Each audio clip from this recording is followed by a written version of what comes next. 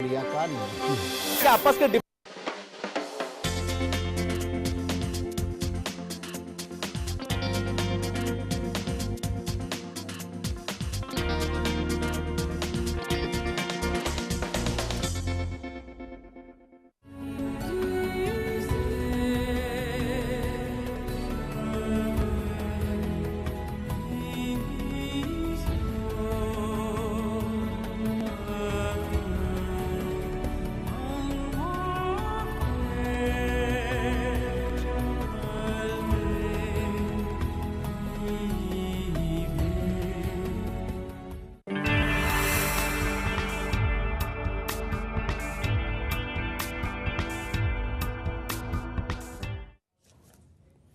Lemon news में आप सभी का स्वागत है। मैं हूं सैयद सलमान और आप देख रहे हैं मुद्दे की बात। मुद्दे की बात में आज हम चर्चा करेंगे एक ऐसे व्यक्ति की, एक ऐसी शख्सियत की जो आज इस दुनिया में नहीं है। जी हां, हम बात कर रहे हैं गोपीनाथ मुंडे की।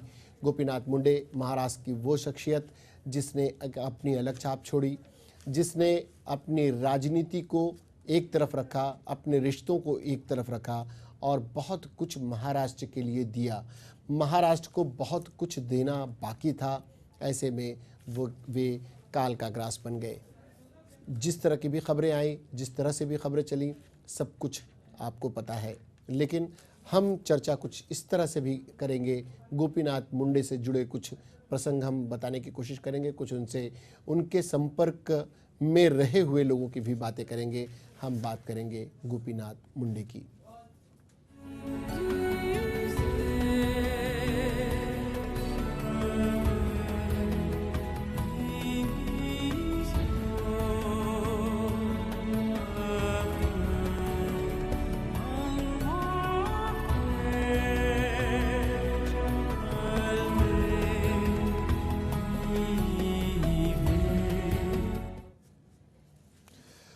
और चर्चा गोपीनाथ मुंडे जी पर हो उससे पहले हम आपको बता दें कि हमारे साथ नरेंद्र मोदी जी के कैबिनेट में उन्हें मंत्री पद दिया गया था। महाराष्ट्र की सरजमी को ऐसा लगा था कि अच्छे दिन आने वाले हैं, उसमें गोपीनाथ मुंडे भी एक बड़ी भूमिका में नज़र आ रहे थे और लगने भी लगा था कि महाराष्ट्र के दिन बहुरेंगे। लेकिन गोपीनाथ मुंडे हमारे बीच नहीं रहे। हमारे साथ इस विषय पर चर्चा करने के लिए जो फिलहाल दो मौजूद हैं मेहमान हमारे साथ, एक है राजू वेर्णेकर जी। राजू वेर्णेकर जी, आपका बहुत बहुत स्वागत है। राजू वेर्णेकर जी वरिष्ठ पत्रकार हैं, महाराष्ट्र की राजनीति पर अच्छा दखल रखते हैं, हम उनसे बात करेंगे। और हमारे साथ हैं अशोक पांचाल जी हैं, लोक भारती पार्टी के नेता हैं, आपका भी बहुत बहुत स्वागत है। हम दोनों से चर्चा करने से पहले हम आपको बता दें कि गोपीनाथ मुंडे के लिए महाराष्ट्र के नरेंद्र मोदी की सरकार आने के बाद ये लगा था कि महाराष्ट्र में भी उनकी सरकार आएगी। महाराष्ट्र में सरकार बनेगी नहीं बनेगी ये आने वाला वक्त बताएगा। लेकिन तैयारियां भारतीय जनता पार्टी ने ज़ोर शोर से शुरू कर दी थी। रिश्तों के अच्छे बुरे शिवसेना के साथ जैसे भी रहे हो, लेकिन गोपीनाथ मुंडे के रूप में ज़मीनी एक नेता भारतीय जनता पार्टी के पास था। तैयारियां उन्हें मुख्यमंत्री बनाने की तक की हो गई थी, घोषणा होनी ही थी। इस बीच कुछ ऐसा घटा कि आज हमारे साथ गोपीनाथ मुंडे जी नहीं है।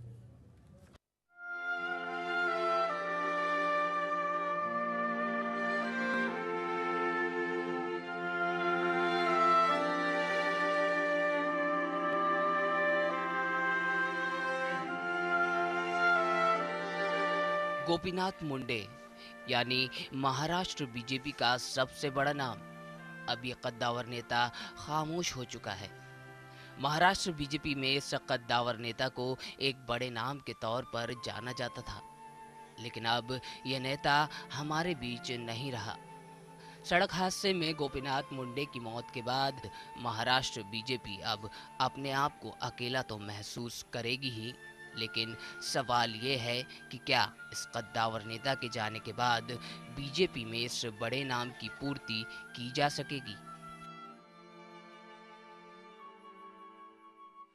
ऐसे सवाल उठने लाजमी हैं क्योंकि लोकसभा चुनावों में महाराष्ट्र में बीजेपी को मिली अप्रत्याशित जीत के पीछे कहीं न कहीं गोपीनाथ मुंडे की अहम भूमिका थी। इसके अलावा मुंडे की अगुवाई में ही बीजेपी अगले कुछ महीनों में होने वाले विधानसभा चुनावों को लड़ने की तैयारी में थी। इस बात की भी संभावना थी कि मुंडे महाराष्ट्र के अगले सीएम बन सकते हैं, लेकिन इस कद्दावर नेता की सड़क हादसे में मौत के बाद अब महाराष्ट्र बीजेपी को मुंडे के बगैर विधानसभा चुनावों में उतरना पड़ेगा। शिवसेना ने साल 1995 में बीजेपी के साथ गठबंधन करके विधानसभा चुनाव लड़ा था और पार्टी को एक बड़ी जीत हासिल हुई। वर्ष 1999 से बीजेपी शिवसेना गठबंधन ने एक मजबूत विपक्ष की भूमिका निभाई थी। गोपीनाथ मुंडे बीजेपी और शिवसेना के बीच एक अहम कड़ी की तरह थे। दोनों पार्टियों का गठबंधन इस समय बीएमसी में सत्ताधारी पार्टियां हैं। निश्चित तौर पर मुंडे के साथ ही बीजेपी ने मराठवाड़ा से आने वाला अपना एक बड़ा नेता खो दिया है।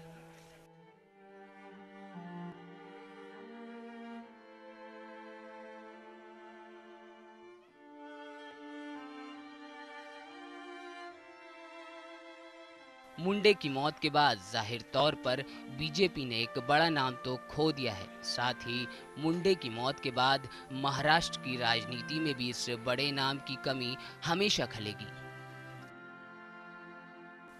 Bureau report, Lemon news.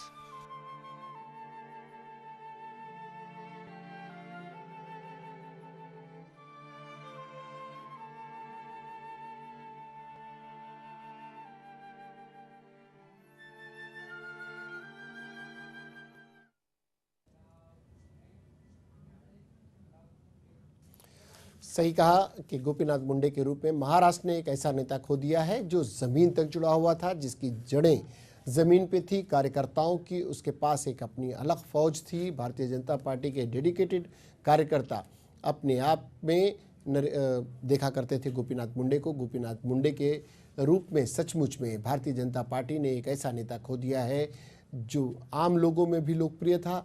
वो एक ऐसी शख्सियत था जिसने अब पार्टी के दिगर अन्य पार्टियों में भी अपने दोस्त बनाए थे। और गोपीनाथ मुंडे जी से जुड़े कई बातें, गोपीनाथ मुंडे के रूप में खो देने वाले एक महाराष्ट्र के बड़े नेता पर हम चर्चा करेंगे। हमारे साथ राजू वेर्णेकर जी और अशोक पांचाल जी हैं। राजू जी, शुरुआत आपसे करते हैं। आपने करीब से देखा है, महाराष्ट्र की राजनीति को देखा है। पिछले दिनों जिस तरह की राजनीति थी और जिस वर्तमान में राजनीति जिस तरह की हो गई है, गोपीनाथ मुंडे इसमें कितने फिट थे, कितने अनफिट थे? सलमान जी, गोपीनाथ मुंडे जो वरिष्ठ भाजपा नेता है, उनको हमें आज़ाद शत्रु कहना चाहिए। आज़ाद शत्रु यानी जिसका कोई दुश्मन नहीं होता, और हर क्षेत्र में उनका प्रभाव रहा और महाराष्ट्र बीजेपी के लिए एक ज़बरदस्त उनका समर्थन था, उनका एक आधार था। अगर हम कुछ साल पर पीछे जाए, 20-25 साल पीछे, ये महाराष्ट्र में शिवसेना भाजपा का गठबंधन कम से कम 25-30 साल से है और उस समय शिवसेना प्रमुख बाला साहेब ठाकरे, स्वर्गीय प्रमोद महाजन और अब स्वर्गीय गोपीनाथ मुंडे, ये ऐसा तीनों का ऐसा समीकरण था कि ये तीनों की वजह से ये जो गठबंधन है पिछले कई साल से टिका रहा। कई विवाद होते रहे, वो दोनों मातोश्री बाला साहेब के निवास स्थान चले गए, फिर हंसते हंसते बीजेपी के कोई भी नेता हो हंसते, क्योंकि वहाँ विवाद था वो एक सुलझा जाता था। जी, एक तीनों के बीच में इस तरह की अंडरस्टैंडिंग थी नरेंद्र मोदी की सरकार बनने से पहले तक भी, और नरेंद्र मोदी सरकार के बनने के बाद में भी ये नज़र आ रहा है किस तरह के रिश्ते थे शिवसेना और भारतीय जनता पार्टी के, जिसके शिल्पकार कहे जाते थे बाल ठाकरे और प्रमोद महाजन। बाला साहब के बाद और उद्धव जी ने ये कमान संभाली थी, और प्रमोद महाजन जी के बाद एक तरह से अघोषित रूप से ये कमान गोपीनाथ मुंडे जी के हाथ आ गई थी। गोपीनाथ मुंडे मित्र थे प्रमोद महाजन के, बाद में प्रमोद महाजन के बहनोई भी बने। राजनीति में उनके रिश्तों की मिसाल दी जाती रही। परिवार के रिश्ते को राजनीतिक रिश्ते में बदलते कईयों ने देखा, लेकिन इन दोनों के बीच कभी भी खटपट सुनाई नहीं पड़ी।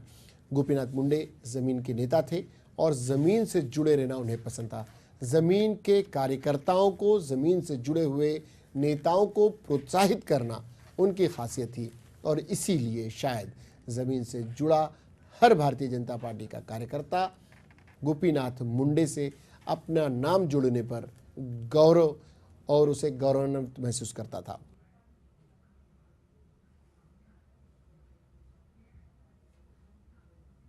हम आपको वो तस्वीरें दिखा रहे हैं जब विशेष विमान से गोपीनाथ मुंडे जी का शव मुंबई लाया गया। वो तस्वीरें हैं जब दिल्ली से स्वर्गीय गोपीनाथ मुंडे जी का पार्थिव शरीर सेना के विमान से मुंबई लाया गया। आप जो तस्वीरें स्क्रीन पर देख रहे हैं, और बात गोपीनाथ मुंडे जी की, एक अच्छी बात कही, गोपीनाथ मुंडे जी अजात शत्रु थे राजू वेर्णेकर जी ने, लेकिन अजात शत्रु के साथ साथ कहा यह जाता था, भले ही उनके मतभेद, कुछ अजीब सा रिश्ता था उनका शरद पवार का, उनका विलासराव का, विलासराव का शरद पवार का। इस तिकड़ी में कहीं न कहीं एक स्वस्थ कंपटीशन था। राजू जी, ये खट्टे मीठे तीनों के बीच में आपस में रिश्ते रहे एक दूसरे को पटखनी देने के लिए, लेकिन उनमें तलखी निचले स्तर तक, बिलो द बेल्ट, कभी वार नहीं हुआ। ये एक स्तर बनाकर रखा राजनीति में। जिस तीसरे व्यक्ति का हमने जिक्र किया, विलासराव देशमुख भी असमय काल का ग्रास बने। राजनीति में इन दो तरह अपने अपने तरीके के दो मास लीडर महाराष्ट्र ने पिछले दिनों खोए हैं। कांग्रेस से विलासराव देशमुख ने और भारतीय जनता पार्टी गोपीनाथ मुंडे के रूप में खोया है। क्या कहेंगे? सलमान जी, बात ऐसी है, ये भाजपा के नेता गोपीनाथ मुंडे, कांग्रेस के दिवंगत विलासराव देशमुख, चाहे एनसीपी के शरद पवार हो या एनसीपी के छगन भुजबल हो, ये सभी नेता कद्दावर होने के बावजूद एक दूसरे के मित्र रहे। कई विषयों को लेकर उनमें विवाद उभरा, एक दूसरे पे मीन्स आरोप प्रत्यारोप किए गए, फिर भी वो कभी भी एक साथ दिखाए नज़र आए, क्योंकि मेरे ख्याल से कि राजनीति में कोई किसी का दुश्मन हमेशा ये एक दौर हुआ करता था राजू वेर्णेकर जी, जब राजनीति में कोई किसी का परमानेंट दोस्त और दुश्मन नहीं हुआ करता था। जब राजनीति में शुचिता थी, आत्मीयता थी, नैतिकता थी। आज राजनीति बहुत बदल गई है। ऐसे वक्तों में गोपीनाथ मुंडे जी, विलासराव देशमुख जी, ऐसे लोग याद आते हैं। बात करते हैं अशोक पांचाल जी। अशोक पांचाल जी, गोपीनाथ मुंडे का जाना भारतीय जनता पार्टी के लिए और महाराष्ट्र की राजनीति के लिए कितना नुकसानदायक है? पहले तो आज जो सुना हमने, बहुत दुख हुआ। गोपीनाथ जी चले गए, उनके घर वालों को, और परमात्मा उनको शांति दे, उनके घर वालों को एक हिम्मत दे, ये हम शोक जता रहे हैं। अभी गोपीनाथ मुंडे जी जाने के बाद भारतीय जनता पार्टी को इतना बड़ा धक्का लगा है, तो उसकी कमी पूरी नहीं हो सकती है। और गोपीनाथ मुंडे जी एक ओबीसी और मागास वर्गीय के नेता थे, बगैर कांग्रेसी नेता थे, जो ओबीसी को लेके चले, मागास वर्गीय को लेके चले, और उन्होंने जो काम किए वो इतने बड़े पैमाने में किए थे। जो फ्लाईओवर उनके जो बने, जो एक्सप्रेसवे, प्लस उन्होंने जो कार्यकर्ताओं को जो जोड़ के रखा जी, कार्यकर्ताओं को जोड़कर रखने की कला में गोपीनाथ मुंडे का कोई सानी नहीं था। भारतीय जनता पार्टी की राजनीति में गोपीनाथ मुंडे हमेशा अमर रहेंगे, लोग याद करेंगे। गोपीनाथ मुंडे जी से जुड़े संस्मरण और की एक वानगी देखने को मिलती है जब भी किसी जो पुराने पत्रकारों से या लोगों से बात की जाए। हमारे साथ इस वक्त हमारे अपने वरिष्ठ सहयोगी अयूब शेखासन जी भी जुड़े हैं, जिन्होंने बहुत करीब से गोपीनाथ मुंडे जी को देखा है, उनके साथ यात्राएं की हैं, उनके कई इंटरव्यूज़ किए, उन्हें करीब से जानते हैं, महाराष्ट्र की राजनीति को समझते हैं। अयूब जी, गोपीनाथ मुंडे एक शख्सियत, एक राजनेता, एक जमीन का कार्यकर्ता और कार्यकर्ताओं के बीच एक लोकप्रिय शख्स, कई खानों में बटा हुआ है गोपीनाथ मुंडे का अस्तित्व।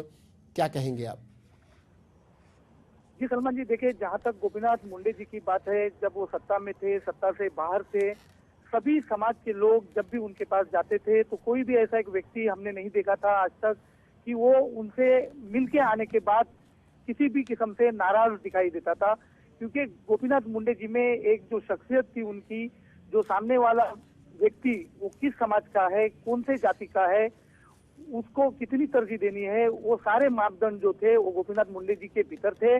और इसी वजह से आज जिस तरीके से सुबह से ही ये दुखद खबर जब मुंबई वासियों के लिए, महाराष्ट्र वासियों के सामने आई, तो सभी तरफ से, सभी समुदाय की ओर से इसके ऊपर अपनी संवेदना प्रकट की जा रही है। साथ ही जिस तरीके से जब युति का काल हो, गठबंधन की सरकार महाराष्ट्र में थी सन 1995 में, उस दौरान जब गोपीनाथ मुंडे जी महाराष्ट्र के उप मुख्यमंत्री थे, साथ ही गृह मंत्री थे, तब समाज के सभी वर्ग के लोग उनके साथ जुड़े हुए दिखाई दिए थे और समाज के सभी वर्गों का काम वे करते हुए दिखाई देते थे। यही वजह है कि महाराष्ट्र में बीजेपी में रहते हुए भी वे मास के नेता के रूप में जाने जाते रहे हैं, क्योंकि सभी समाज के लोग उनके साथ हमेशा जुड़ते रहे हैं। उनसे कोई कटने का सवाल पैदा ही नहीं हो रहा था, क्योंकि बीजेपी के भीतर भी जिस तरीके से पिछले लोकसभा के हाल ही में जब चुनाव हुए थे, उन चुनावों से पहले भी बीजेपी ने भी तय किया था कि गोपीनाथ मुंडे ही आने वाले जो विधानसभा चुनाव होंगे उसके प्रमुख नेता होंगे, उनके नेतृत्व में महाराष्ट्र में चुनाव लड़ा जाएगा। और साथ ही आपने देखा होगा कि हाल ही के जब लोकसभा चुनाव में बीजेपी को सफलता हासिल हुई थी, उसके बाद से लगातार बीजेपी नेता हो, कार्यकर्ता हो या महाराष्ट्र का विरोधी पक्ष हो, उनके भीतर एक ही आवाज उठ रही थी कि आने वाले समय में जिस तरीके से महाराष्ट्र में यदि बीजेपी या शिवसेना की सरकार बनती है, तब गोपीनाथ मुंडे जी ही उसके मुख्यमंत्री या उस सरकार का नेतृत्व कर सकते हैं। इसी से आप समझ सकते हैं कि गोपीनाथ मुंडे जी की जो ख्याति थी आम लोगों के हृदय में, मन में, और उनके प्रति जिस तरीके से आम लोगों का, आम कार्यकर्ताओं का जो आदर था, वो कितना बड़ा आदर था। यही वजह है कि आज जिस तरीके से ये खबर आने के बाद मुंबई सहित पूरे महाराष्ट्र में एक दुखद खबर के बाद एक दुख की लहर फैली हुई है। और आज जिस तरीके से अभी गोपीनाथ मुंडे जी का पार्थिव शरीर जिस तरीके से दिल्ली से मुंबई लाया गया है, उनके वर्ली स्थित पूर्णा निवास स्थान पर कार्यकर्ताओं का, आम लोगों का, नेताओं का हुजूम जमा है। सभी पार्टी के, सभी दलों के नेता यहाँ पर मौजूद हैं और वे अपने अपने तरफ से अपनी अपनी संवेदना गोपीनाथ मुंडे जी के प्रति प्रकट कर रहे हैं। सलमान जी, अयूब जी, आपने जिक्र किया उनके उप मुख्यमंत्रित्व काल का। ये वो दौर था जब हम, आप और अन्य पत्रकार फील्ड रिपोर्टिंग किया करते थे। हमने गोपीनाथ मुंडे की कार्यशैली देखी। क्या उन दिनों में गोपीनाथ मुंडे जी से जुड़े कुछ संस्मरण, क्या अधिकारियों पर उनका लगाया गया अंकुश, क्रिमिनल्स पर लगाई गई उनकी दबिश, उस दौर को अगर याद किया जाए उनके, क्योंकि उन्हीं सब आधार पर उनकी कार्यकुशलता, उनकी कार्यशैली और उनके कैपेबिलिटी को देखते हुए ही भारतीय जनता पार्टी को लगा था कि यही मास लीडर है जिसे महाराष्ट्र की कमान सौंपी जा सकती है। उन दिनों को याद किया जाए तो वो किस तरह के प्रशासक कहे जा सकते हैं? कोई शंका नहीं होनी चाहिए कि गोपीनाथ मुंडे जी एक मास नेता थे। साथ ही उनकी जो ख्याति थी वो महाराष्ट्र के राजनीति में अव्वल नंबर की थी, अव्वल दर्जे की थी। आपको यहाँ पर एक बात और रोशनी डालने वाली होगी कि जिस तरीके से प्रमोद महाजन जैसे नेता दिवंगत हुए और उसके बाद विलासराव देशमुख जब उनका भी स्वर्गवास हुआ पिछले दिनों, उसके बाद गोपीनाथ मुंडे के प्रति, महाराष्ट्र के प्रति एक जो जागरूकता थी लोगों के बीच में, उनके ओर से आम लोगों के प्रति, उनके प्रति जो अधिक से अधिक अपेक्षाएं दिखाई दे रही थी कि यही नेता है कि जो महाराष्ट्र का नेतृत्व कर सकता है, महाराष्ट्र की समस्या समझ सकता है। क्योंकि ओबीसी समाज से आने के बाद भी बीजेपी में महाराष्ट्र जैसे राज्य में देश के अव्वल दर्जे पर जाकर राज करना ये आसान बात नहीं होती है। क्योंकि जिस तरीके से गोपीनाथ मुंडे जो राजनीति करते थे, जिस तरीके से आम लोगों के मुद्दे उठाते थे, इसीलिए उन्हें एक लोक नेता के रूप में भी, जनता का नेता के रूप में भी महाराष्ट्र में जाना जाता था। और इसी तरह जिस तरीके से आपने उल्लेख किया है कि सन 1995 में जिस तरीके से भाजपा और शिवसेना की सरकार का गठन महाराष्ट्र में हुआ था, उस दौरान उन्हें उप मुख्यमंत्री के साथ साथ गृह मंत्री जैसे जिम्मेदार विभाग का जिम्मेदारी सौंपी गई थी। उस दौरान आपको याद होगा कि महाराष्ट्र सहित मुंबई में अंडरवर्ल्ड पनप रहा था। अंडरवर्ल्ड की जो घटनाएं हैं, अंडरवर्ल्ड की जो वारदातें थी, वो काफी ऊपरी स्तर पर चल रही थी और उनको किस तरीके से बतौर गृह मंत्री के रूप में, एक अच्छे प्रशासक के रूप में गोपीनाथ मुंडे जी की ओर से समाप्त करने की शुरुआत की गई थी। आज अगर मुंबई जैसे शहर में अमन और शांति या अंडरवर्ल्ड के जो कॉल्स जो आते थे लोगों को, वो उगाही करने के लिए हो या जान से मारने के लिए हो, उनमें जो कमी, जो उसका जो प्रतिशत है या उसका जो ग्राफ जो नीचे आया है, उसका श्रेय सीधे सीधे गोपीनाथ मुंडे जी को जाता है, क्योंकि उन्होंने एक अच्छे प्रशासक के रूप में सत्ता में आने के बाद काम किया था और उसके बाद सत्ता जाने के बाद भी जिस तरीके से महाराष्ट्र के तमाम वो मुद्दे वो लेकर चलते थे, सरकार के प्रति विपक्ष में बैठने के बाद भी सरकार को घेरने की कोशिश करते थे, लेकिन सरकार की ओर से भी उन्हें हल करने की लगातार कोशिश की जाती थी। कोई मनमुटाव नहीं होता रहा है। हालांकि एनसीपी के सुप्रीमो है शरद पवार, उनके खिलाफ सन 1995 में जब महाराष्ट्र में गठबंधन की सरकार आई थी, उससे पहले गोपीनाथ मुंडे जी ने बतौर विरोधी नेता विधानसभा में कई संगीन आरोप लगाए थे, लेकिन वो आरोप राजनीतिक ही रहे हैं, लेकिन आम जिंदगी में उन आरोपों का कोई संबंध नहीं रहा हो, क्योंकि उनका एक ही ध्येय था गोपीनाथ मुंडे जी का कि वे आम लोगों के, आम जनता के मुद्दे और सर्व सामान्य मानुष के मुद्दे जो है वो हमेशा उठाते रहेंगे और उसके खिलाफ सरकार को घेरने की वो कोशिश करते रहेंगे।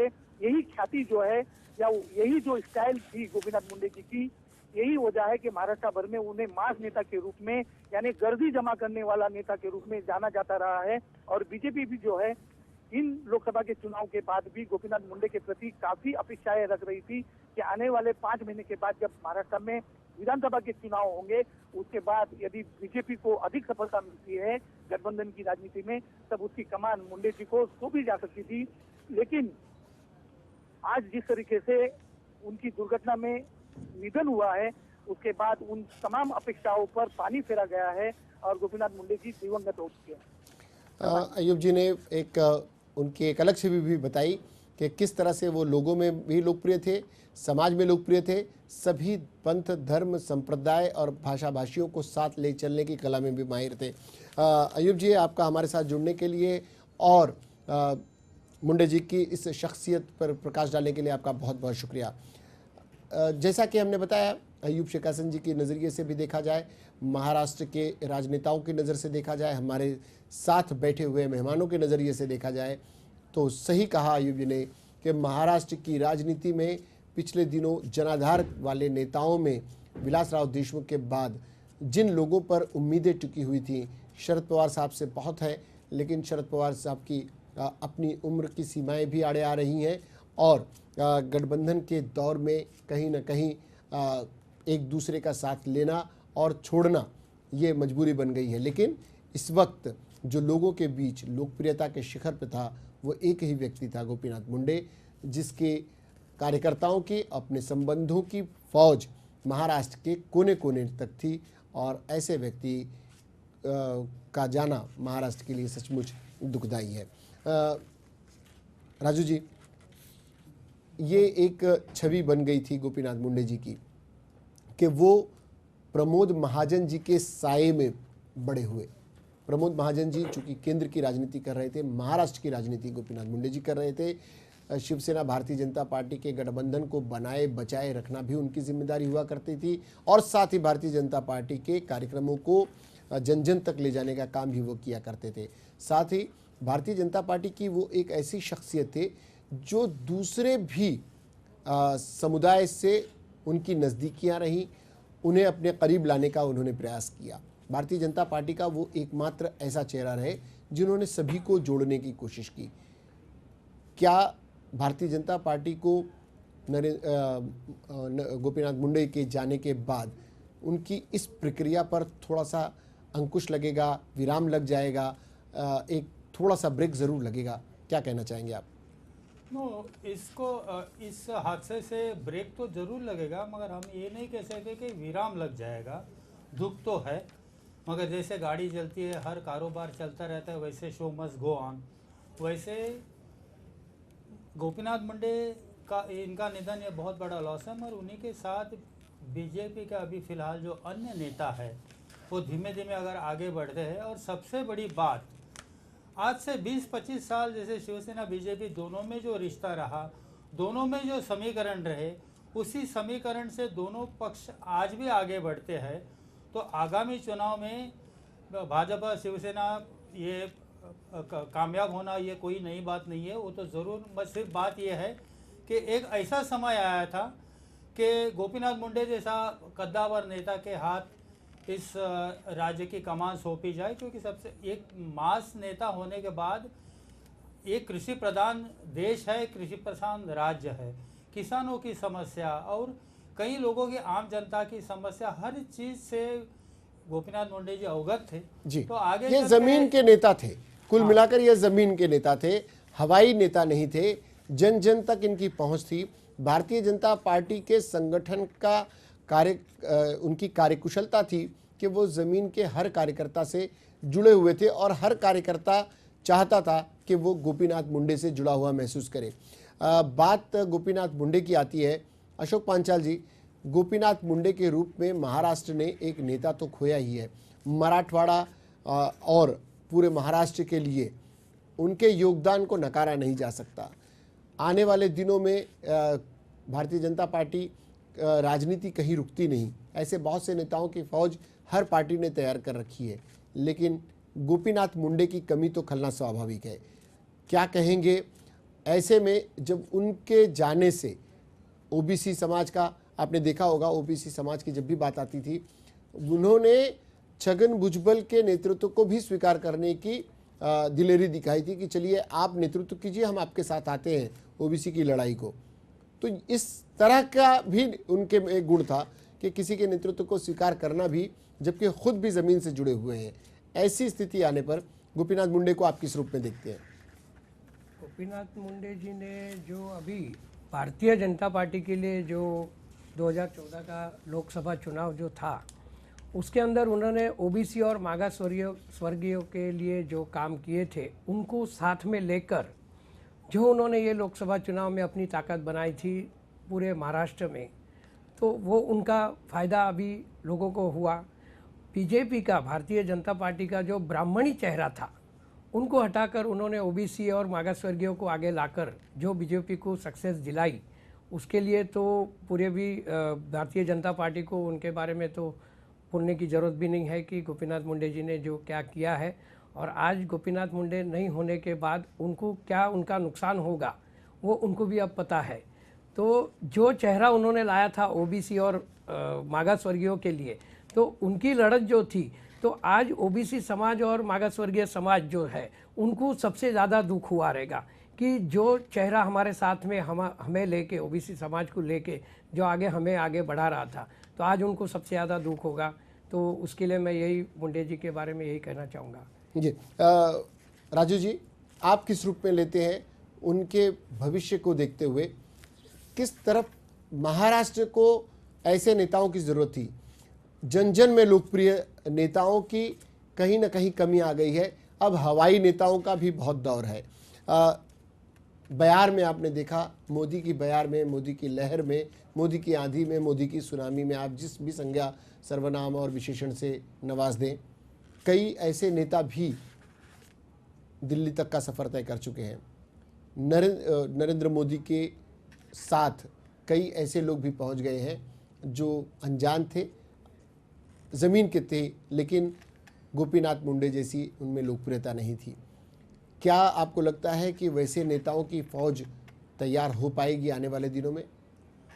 हाँ, ज़रूर हो पाएगी, क्योंकि अभी चुनाव हुए 1 महीना भी नहीं हुआ और ये जो नरेंद्र मोदी का प्रभाव जो इतना रहा है, जैसे आपने कहा, जैसे पहले हम लोग सबों ने बयां किया कि ये सुनामी रही, तो ये प्रभाव रहा।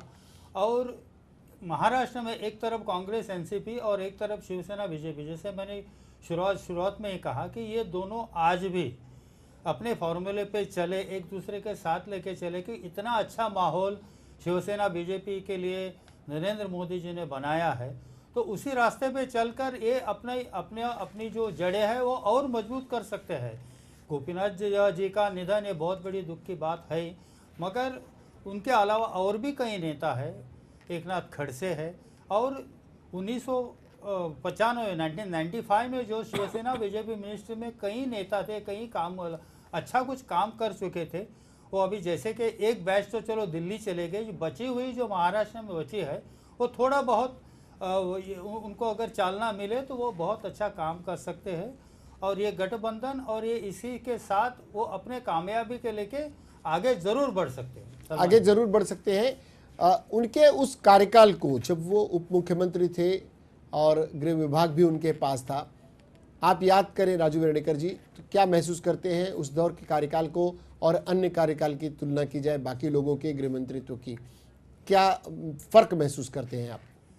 देखिए, ये जो 1995 में शिवसेना बीजेपी का राज्य बना तो सीएम और डिप्टी सीएम और ये जो डिपार्टमेंट का विभाजन था, असल अगर हम गौर से देखें तो उसके बाद जब ये 2 टर्म कांग्रेस और एनसीपी की सरकार आई, वो भी उसी फॉर्मूला को फॉलो करते आए।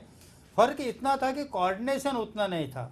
95 में ये जो दोनों शिवसेना बीजेपी का राज्य जो भी 4 साढ़े 4 साल के पौने 5 साल के लिए जो चला, तभी इन दोनों में कोऑर्डिनेशन बहुत अच्छा था। और जैसे हमारे सहयोगी ने कुछ समय पहले अयूब ने कहा कि उनके पास मुंडे जी के पास होम डिपार्टमेंट में था, काफ़ी ये अंडरवर्ल्ड के ऊपर भी काबू था, उनके ऊपर पूरा तरह से नियंत्रण था। उस तरह का प्रभाव, उस तरह की एफिशिएंसी उसके बाद नहीं दिखाई दी। तो इसके ये जो पूरे मार्च जो थे ना, जो 1995 से लेके 2000 साढ़े 4-5 साल का जो कार्यकाल था, तो ये बहुत अच्छा कार्यकाल रहा। शुरू में पहले मनोहर जोशी मुख्यमंत्री थे, उसके बाद उसमें बदलाव हुआ, नारायण राणे आए। मगर यहाँ जो ये सीएम डीसीएम का जो एक बहुत अच्छा फार्मूला जो पहली बार महाराष्ट्र में उसकी शुरुआत की गई थी, तो वो काफ़ी प्रभावशाली था और आगे चल के उम्मीद करते कि ये ऐसे ही शुरू रहे। उस दौर को याद करें तो आपको क्या विशेषताएं थी, वो खासियत क्या थी गोपीनाथ मुंडे की?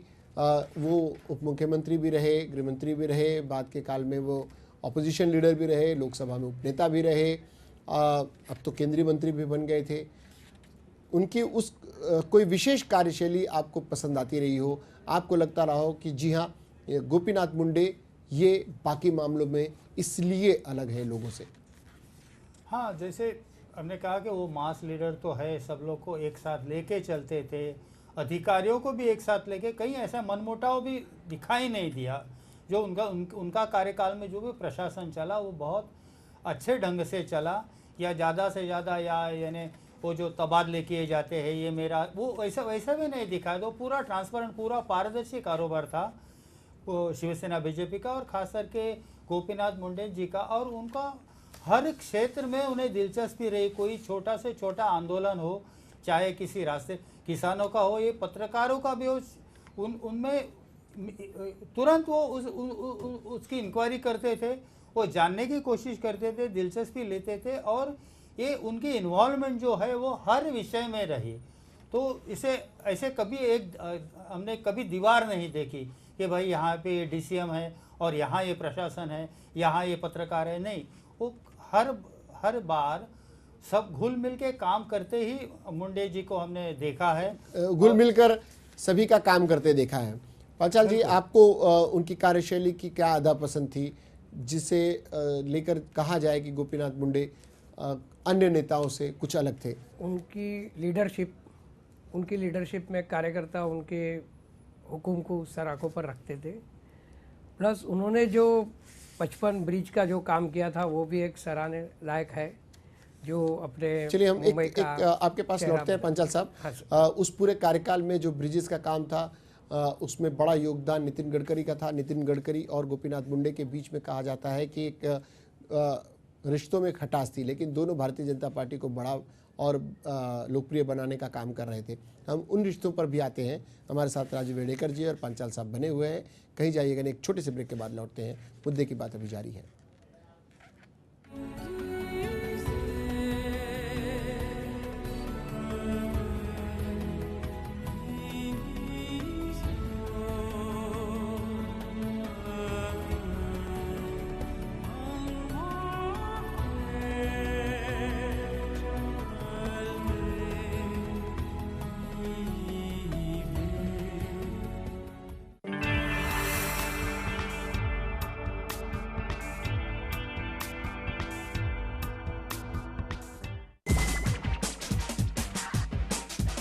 रॉकेट समझना नहीं है कोई रॉकेट साइंस।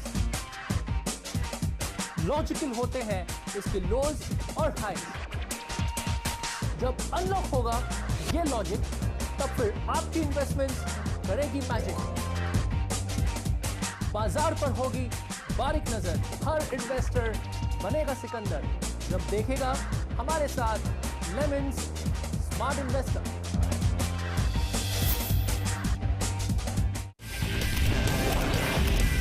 जो परसेंटेज ऑफ वोटिंग है ये बम्पर माना जा सकता है। मरते किसान और सोते सरकार। नमस्कार, मैं प्रशांत आंग्रे और आप तमाम दर्शकों का स्वागत है लेमन प्राइम का हर रात 9 बजे।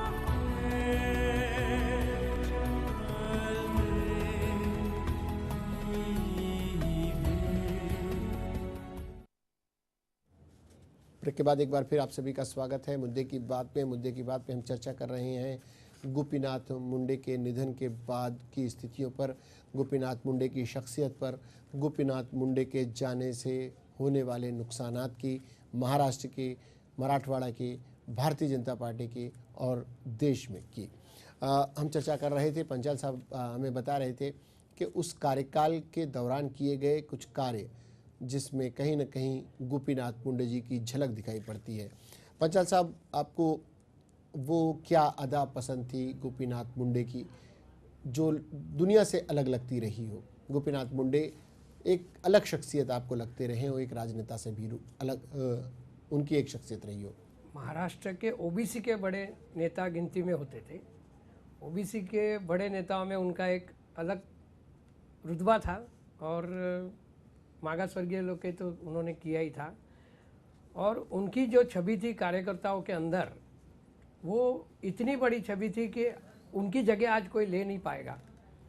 गोपीनाथ मुंडे जी की जगह लेने के लिए अभी हमें ये रहेगा कि एक अफसोस कि ओबीसी के लिए लड़ने वाला एक नेता, मागास वर्गीयों के लिए लड़ने वाला एक नेता अभी इस दुनिया से चले गए हैं। ओबीसी वर्ग के लिए, पिछड़े वर्गों के लिए काम करने वाला, खासकर महाराष्ट्र की राजनीति में विपक्ष का नेता, केंद्र में भले ही सत्ता में आ गए थे, अभी महाराष्ट्र की राजनीति में भारतीय जनता पार्टी और शिवसेना विपक्ष में है।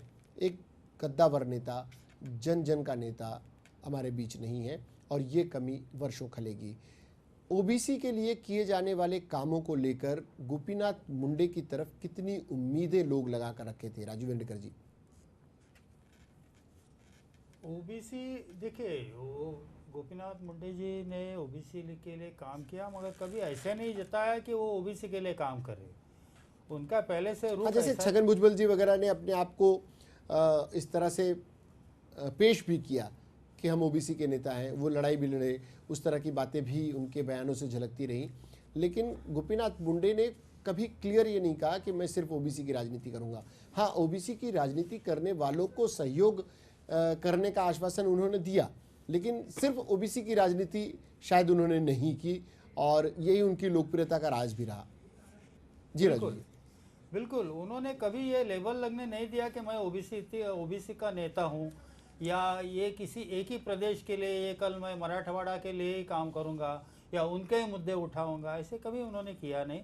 वो सभी के लिए काम करते। मुझे तो ऐसा अगर हम कहें कि ओवर स्टेटमेंट नहीं होगा, हर आंदोलन में जो अच्छा जनता से जनता के लिए जन आंदोलन में उनमें उनका सहभाग रहेगा। शायद वो परली बीड़, वो जो रेलवे लाइन का मुद्दा है, और फिर उन्होंने काफ़ी एश्योरेंसेस भी दिए थे कि वहाँ एक एनिमल हॉस्पिटल भी फुल फ्लेज बनाया जाए और बीड़ में डेयरी डेवलपमेंट भी किया जाए। तो उनका जो, और अभी हमें क्यों नुकसान होगा, इसलिए नहीं कि सिर्फ महाराष्ट्र के नेता थे, अभी उनको इतना अच्छा पोर्टफोलियो दिया गया था ग्राम विकास का। ग्राम विकास से पूरा देश, मैं तो कहूँ पूरी दुनिया जुड़ी जा सकती थी। और ये जो जमीन से जुड़े हुए नेता, जो अच्छे नेता तो हर चीज़ जानते थे, ग्राम विकास के लिए हमें उनका फ़ायदा हो सकता था। तो जैसे आपने कहा कि वैसे उन्होंने कभी ये नहीं जता था कि मैं ओबीसी का नेता हूँ, वैसे वो सभी के नेता थे, और वैसे एक अच्छे आरएसएस के कार्यकर्ता होने के नाते वो सभी से जुड़े थे। उन्होंने ये कभी नहीं जताया कि मैं एक किसी समाज का हूँ या किसी जाति का हूँ। एक ऐसा भी दौर आया था राजू जी, प्रमोद महाजन जी और इनकी जोड़ी रिश्तेदार के रूप में भी, भारतीय जनता पार्टी के नेता के रूप में भी महाराष्ट्र की पूरी राजनीति का केंद्र बिंदु हुआ करती थी। जो महाजन मुंडे ने कह दिया, महाराष्ट्र के लिए वो पत्थर की लकीर होता था। और उन दोनों के साथ, उन दोनों के रिश्तों की बात थी। भारतीय जनता पार्टी को जो कुछ भी बनाने में उनका योगदान रहा, इससे इनकार नहीं किया जा सकता। राजीव वेणुकर जी, हम आपके पास इस विषय पर चर्चा के लिए आए। इससे पहले हम हमारे साथ जुड़ रहे हैं सीधे सीधे औरंगाबाद अल्पसंख्यक मोर्चा, भारतीय जनता पार्टी के अल्पसंख्यक मोर्चा के औरंगाबाद शहर प्रमुख वाजिद असलम साहब। वाजिद असलम साहब, आपका बहुत बहुत स्वागत है लेमन न्यूज़ में। वाजिद साहब, आज लगातार सभी टीवी चैनल्स, सभी कुछ, हर जगह सिवाय गोपीनाथ मुंडे के कुछ नहीं है। उनकी लोकप्रियता के पैमाने पर देखा जाए तो कुछ भी नज़र नहीं आ रहा। ऐसे में आप लोग जो गोपीनाथ मुंडे के साथ जिन्होंने काम किया, उनके जाने पर क्या महसूस करते हैं? गोपीनाथ मुंडे साहब का जाना आज पूरे देश के लिए, खासतौर से महाराष्ट्र के लिए, और उसके बाद खासतौर से मराठवाड़ा के लिए, बीजेपी का हर कार्यकर्ता जो है तो आज ये महसूस कर रहा है कि वो हकीकत में जो तो आज यकीन हो गया है। मुंडे साहब का हमारे सर के ऊपर जो हाथ था, आज साहब हमारे बीच में ही है। किसी भी लम्हे हमें ये महसूस नहीं होता कि गोपीनाथ मुंडे जी जो है तो आज हमारे साथ नहीं है। 4 दिन पहले की बात है जब साहब औरंगाबाद में थे, और साथ के साथ जो तो तकरीबन 2-3 घंटे हमने साथ में जो बिताए। वी कांट बिलीव साहब जो है तो आज हमारे बीच में है। तो बात जब से ये खबर जो है तो न्यूज़ चैनल्स पर आई है, जब से जो है तो वाजिद असलम साहब, उनका एक अपरोक्ष रूप से बड़ा ही करीबी रिश्ता रहा औरंगाबाद से। औरंगाबाद के लोग, औरंगाबाद में उनका आना, कहने को औरंगाबाद माना ये जाता रहा है कि बहुत ही सेंसिटिव इलाका रहा है, मुस्लिम बहुल रहा है। भारतीय जनता पार्टी के लिए कोई बहुत ख़ास ज़मीन नहीं रही, लेकिन शिवसेना वहाँ से अपना सांसद चुनती रही, चुनवा कर भेजती रही। गोपीनाथ मुंडे की लोकप्रियता, जब हम आए थे, एक अनौपचारिक भेंट भी आप लोगों से हुई थी, हमने पाया था कि वहाँ के अल्पसंख्यक समुदाय में गोपीनाथ मुंडे को लेकर एक विशेष प्रेम था, एक विशेष आदर था, एक विशेष लगाव देखा हमने। उसका कारण क्या था? उसके पीछे की वजह क्या थी कि गोपीनाथ मुंडे भीड़ को रिप्रेजेंट करते हैं, महाराष्ट्र भर की नेतागिरी करते हैं। भारतीय जनता पार्टी जिस पर एक सांप्रदायिकता का लेवल लगाकर आरोप भी लगते रहे, लेकिन औरंगाबाद और आसपास के इलाकों का हमने जब मुआयना किया था, हम लोगों से मिल रहे थे, तो हमने पाया कि गोपीनाथ मुंडे से लोगों की उनसियत है, लोग उनको पसंद करते हैं, उन्हें चाहते हैं, उनके नेतृत्व को मानते हैं। वो क्या कारण थे? पहले मैं तो आपको बता दूं कि बीजेपी में सांप्रदायिकता, ये कांग्रेस का आज वो मौका नहीं है ये बात बोलने के लिए जी। पार्टी विशेष के बारे में बोलना जो है तो आज ठीक नहीं है। लेकिन सिर्फ ये मीडिया के जरिए कुछ दूसरी पार्टीज ने जो है एक भ्रम फैला रखा था कि भारतीय जनता पार्टी सांप्रदायिक पार्टी। उस भ्रम को, उस आरोप को जिस व्यक्ति ने सबसे पहले तोड़ा, भारतीय जनता पार्टी सांप्रदायिक नहीं है, ये इसीलिए उदाहरण के तौर पर हम पेश कर रहे हैं औरंगाबाद को, और आपको विशेषकर इसीलिए याद किया कि आप बता सकते हैं वो क्या कारण थे कि लोगों ने गोपीनाथ मुंडे को अपना समझा, अपने दुख दर्द उनसे बातें की, उनके कार्यक्रम करवाते थे। वो अक्सर औरंगाबाद जाया करते थे, औपचारिक कार्यक्रमों के लिए भी और अनौपचारिक भेंट के लिए भी। तो क्या कारण थे लोगों को अपनत्व महसूस होता था गोपीनाथ मुंडे के प्रति?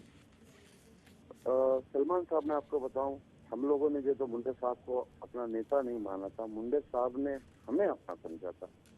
और महाराष्ट्र में हज हाउस माननीय श्री गोपीनाथ राव जी मुंडे ने दिया। औरंगाबाद में जो यूनिवर्सिटी है डॉक्टर बाबा साहब अम्बेडकर मराठवाड़ा विद्यापीठ, उसमें उर्दू का जो डिपार्टमेंट है हमारे नेता माननीय श्री गोपीनाथ राव जी मुंडे ने ही शुरू किया था। उनकी कॉन्स्टिट्यूंसी बीड़ जिले में अगर कभी आप देखें तो जहाँ पर भी जो है तो मुसलमानों को किसी चीज़ की ज़रूरत कभी भी लगी है, चाहे वो रोड के बारे में हो, कब्रिस्तान की दीवारों से लेकर माइनॉरिटीज़ के जितने भी प्रॉब्लम्स हैं, छोटे बड़े माशी, समाजी, मिली, सियासी, जो भी मसाइल थे, मुंडे साहब के लिए मुंडे साहब के दरवाजे हमारे लिए कभी भी खुले थे। और औरंगाबाद से उनका बेशक एक लगाव था, निजी लगाव था। मुंडे साहब जब भी जो है तो दिल्ली बॉम्बे से जो है तो अपने कॉन्स्टिट्यूंसी के लिए आते थे तो औरंगाबाद में रुकते ही थे किसी भी उसमें। औरंगाबाद में एयरपोर्ट होने की वजह से, और सिर्फ एयरपोर्ट होने की वजह से नहीं, जितना लगाव उनको भीड़ से था तो उतना ही लगाव उनको जो है तो औरंगाबाद से था, औरंगाबाद के तमाम बीजेपी के कार्यकर्ताओं से था, और औरंगाबाद के माइनॉरिटी मोर्चे के जितने भी पदाधिकारी हैं उनके साथ में उनका लगाव था।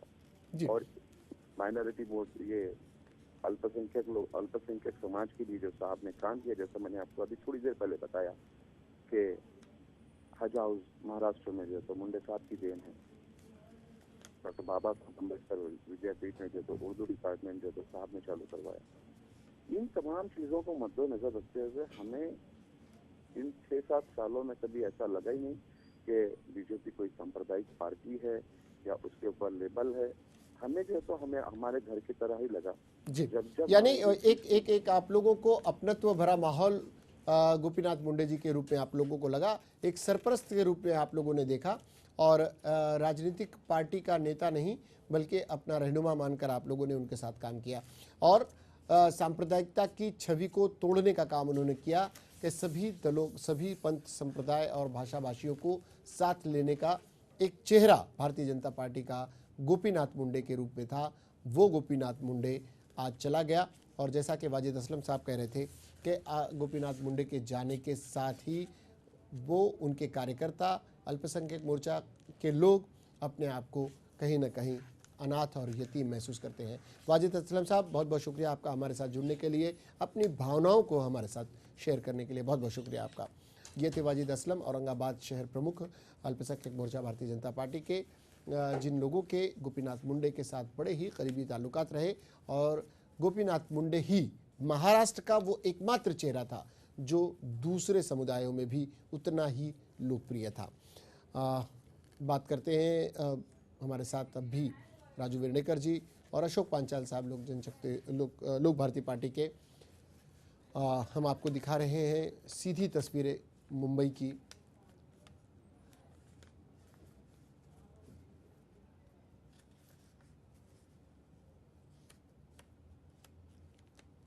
गोपीनाथ मुंडे का शव यहीं लाया जाएगा।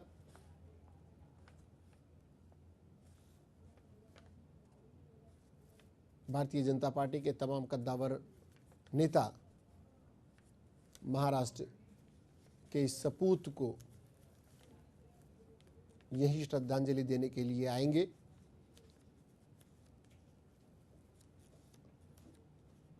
हालांकि अंतिम संस्कार उनके अपने आबाई वतन में होगा। ये सीधी तस्वीरें हम आपको दिखा रहे हैं। गोपीनाथ मुंडे के रूप में भारतीय जनता पार्टी ने ही नहीं, महाराष्ट्र ने भी अपना ज़मीन से जुड़ा एक नेता खो दिया है। कहने को वो ओबीसी समाज के थे, लेकिन सभी समाज में एक समान लोकप्रिय थे। जैसा हमारे साथ के पैनलिस्ट राजू वेर्णेकर जी ने कहा कि वो अजात शत्रु थे। किसी भी पार्टी में उनका कोई व्यक्तिगत शत्रु नहीं था। राजनीति में विरोधाभास होते हैं, राजनीति में विरोध होता है, राजनीति में उठापटक होती है, राजनीति में शह और मात के खेल होते हैं। वो सब जायज़ होते हैं, लेकिन कभी गोपीनाथ मुंडे की तरफ से बिलो द बेल्ट जिसे कहा जाता है राजनीति में, ऐसी राजनीति उन्होंने नहीं की। कभी भी अपने स्तर से गिरे नहीं, बल्कि सभी दलों में अपने मित्रों की एक लंबी कतार बनाकर रखी और वो ऐसे आम दिनों में जब कहा जाता है तो यही कहा जाता है कि जब किसी की मौत के बाद संवेदना प्रकट करने वालों की संख्या देखकर अंदाज़ा लगाया जा सकता है कि व्यक्ति कितना लोकप्रिय था। और बिल्कुल इस पैमाने पर देखा जाए तो गोपीनाथ मुंडे किसी भी बड़े राजनेता से 19 नज़र नहीं आते। जब हम देखते हैं भीड़ के लोगों को, पार्ली के लोगों को बिलखते हुए, तो महसूस करते हैं कि किस कदर लोग गोपीनाथ मुंडे के साथ जुड़े हुए थे। राजू जी, हमने देखा जब बीड़ और परली के लोगों को, महाराष्ट्र के, मराठवाड़ा के अन्य इलाकों के लोगों को हमने देखा, मुंडे की खबर जब उन्हें मिली मौत की खबर, तो बिलखते हुए हमने देखा।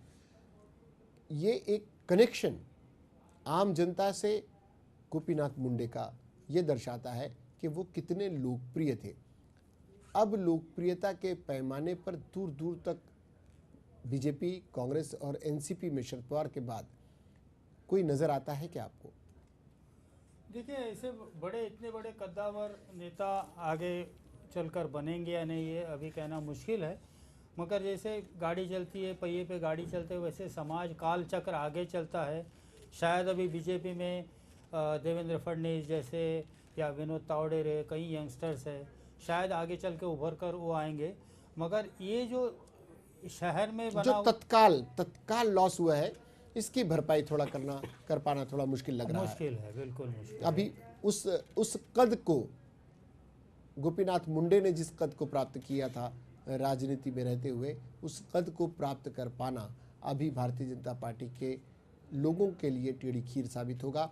आने वाले दिनों में गोपीनाथ मुंडे की कमी भारतीय जनता पार्टी महसूस करेगी और अगली जब भी सरकार बनेगी, जब भी बनती है, गोपीनाथ मुंडे याद किए जाएंगे। अशोक पंचाल साहब, गोपीनाथ मुंडे के रूप में, गोपीनाथ मुंडे के कार्यकाल के रूप में, उनकी कार्यशैली के रूप में जो चीज़ें जहन में आती हैं, वो उनकी कार्यशैली, उनकी लोकप्रियता, उनका सभी से मिलनसार स्वभाव। आपको ऐसी चीज़ें केंद्र में जाने के बाद आपको लग रहा था कि वो और भी जो उन्हें मिला उससे भी ज़्यादा उन्हें मिलना चाहिए था? हाँ, अभी उनको ग्राम विकास मंत्री पद जो मिला था कैबिनेट में, नरेंद्र मोदी जी के मंत्रिमंडल में, तो लोगों को एक आशा हुई थी कि विकास का दौर जो बहुत हाई लेवल पे चला जाएगा, और उन्होंने कर चुके थे और करते थे। लेकिन अब उनके जाने के बाद अभी एक ऐसा लग रहा है कि उनकी जगह लेना किसको, उनकी बड़ी जिम्मेदारी जो छोड़ के गए हैं, वो जिम्मेदारी को कौन निभा सकता है। तो अभी लोगों के अंदर जो अभी दुख और ये है, तो विकास का जो मुद्दा लेकर भारतीय जनता पार्टी चली थी, तो उनको एक अच्छा सा ये जो मंत्रिमंडल मिला था, तो कैबिनेट मंत्री के होने के बाद लोगों के अंदर इतनी खुशी का माहौल था कि वो कुछ कर पाएंगे। लोगों के एक आशा का किरण था। जी, राजू जी, अभी हम जब औरंगाबाद से फॉलो ले रहे थे, आपने देखा कि वहाँ के लोगों का यह मानना था कि हज हाउस वर्षों बनकर तैयार रहा, लेकिन हैंडओवर नहीं किया गया था अल्पसंख्यकों को। गोपीनाथ मुंडे ने इसमें पहल की और अल्पसंख्यक समुदाय को दिया। जैसा हम कह रहे हैं कि भारतीय जनता पार्टी में वो एक चेहरा थे जो सांप्रदायिकता के आरोप को झेलते हुए भी भारतीय जनता पार्टी में अपनी लोकप्रियता को बनाए रखे हुए थे और दूसरे समुदाय में भी लोकप्रिय थे। क्या गोपीनाथ मुंडे के जाने से दूसरे समुदाय को अपने साथ शामिल करने की उस प्रक्रिया में थोड़ा सा एक विराम जैसा आएगा? क्या ऐसा लगता है? क्या गोपीनाथ मुंडे के बाद कोई ऐसी शख्सियत है भारतीय जनता पार्टी में, महाराष्ट्र के विशेषकर राजनीति में, जिसके प्रति अल्पसंख्यक समुदाय उम्मीद की नज़र से देख सके? सलमान जी, इसमें विराम नहीं लगेगा, उसे छोटा सा अल्प विराम या ब्रेक का है। मगर पहली बात तो ऐसे है, गोपीनाथ मुंडे जी ये बहुत बड़े लोक नेता थे। जैसे हज हाउस का आपने जिक्र किया, हमारे एक सहयोगी ने बताया, उसी के मुताबिक भी वो शिवसेना बीजेपी का जब राज्य था, तब शायद वो मस्जिदों को ले ज़्यादा FSI दो या वक्फ बोर्ड का मामला हो, कहीं ऐसा उसके ऊपर मुंडे जी हो या और किसी नेता ने सांप्रदायिकता का लेबल नहीं लगाया। और मुझे नहीं लगता है ये, चलो नुकसान है काफ़ी भारी, और अभी तुरंत आने वाले 3-4 महीने में बहुत बड़ा काम है, उसमें वापस नेता लोग अपने आप मशगूल हो जाएंगे, उन्हें काम करना। मुझे नहीं लगता इसे विराम लगेगा, क्योंकि आखिर बीजेपी हो या कोई भी बड़ा दल हो, दल होता है, वो किसी की पर्सनल प्रॉपर्टी नहीं होती। और अगर लोकशाही में सभी को लेके साथ में चलना हो तो कोई भी दल हो, चाहे वो शिवसेना हो, बीजेपी हो, यानी उन्हें सभी को साथ लेकर चलना होता ही है होगा। जी। उस मामले में लोग तैयार होते हैं। गोपीनाथ मुंडे में वो जन्मजात गुण था लोगों के बीच रहने का, लोगों को अपना बना लेने का और लोगों का बन जाने का। शायद इसीलिए ईश्वर को भी वो ज़्यादा पसंद आए और अकाल मृत्यु के ग्रास बन गए गोपीनाथ मुंडे। आप लोग हमारे साथ आए। राजू वेडनेकर जी आपका, अशोक पंचाल साहब आपका बहुत बहुत शुक्रिया हमारे साथ जुड़ने के लिए। हम चर्चा कर रहे थे गोपीनाथ मुंडे की शख्सियत की, हम चर्चा कर रहे थे गोपीनाथ मुंडे के राजनीतिक करियर की, हम चर्चा कर रहे थे गोपीनाथ मुंडे के जाने के बाद महाराष्ट्र की राजनीति में भारतीय जनता पार्टी और उसके सहयोगी शिवसेना के भविष्य की। हमने चर्चा की पूरे गोपीनाथ माइनस गोपीनाथ मुंडे महाराष्ट्र की, और ये बात समझ में आई कि गोपीनाथ मुंडे की कमी को पूरा करना आने वाले दिनों में बहुत ही मुश्किल है। एक ऐसी शख्सियत का जाना सचमुच महाराष्ट्र के लिए नुकसानदायक है। फिलहाल मुद्दे की बात में गोपीनाथ मुंडे जी को श्रद्धांजलि अर्पित करते ही हुए इतना ही। सलमान को और मुद्दे की बात की पूरी टीम को दीजिए इजाज़त। कल फिर कुछ अतिथियों के साथ मुलाकात होगी, लेकिन आज देखते रहिए इसके बाद भी 11 न्यूज़।